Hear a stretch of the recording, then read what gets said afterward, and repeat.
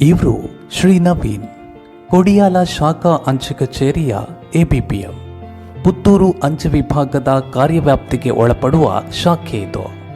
ಹೇಳಿ ಕೇಳಿ ಇದೊಂದು ಕುಗ್ರಾಮ. ಇಲ್ಲಿ ಅಂಚೆ ಬಟವಾಡೆ ಕಾರ್ಯ ಸಾಹಸವೇ ಸರಿ.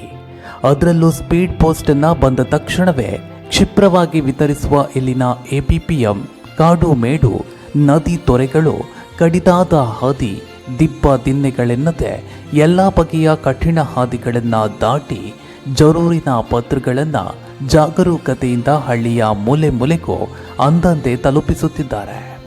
ಭಾರತೀಯ ಅಂಚೆ ಇಲಾಖೆಯು ಸ್ಪೀಡ್ ಪೋಸ್ಟನ್ನು ದೇಶದ ಕೊನೆಯ ನಿಲ್ದಾಣದವರೆಗೂ ಕ್ಷಿಪ್ರವಾಗಿ ತಲುಪಿಸುತ್ತಿರುವುದಕ್ಕೆ ಇದೊಂದು ಸಣ್ಣ ನಿದರ್ಶನವಷ್ಟೇ.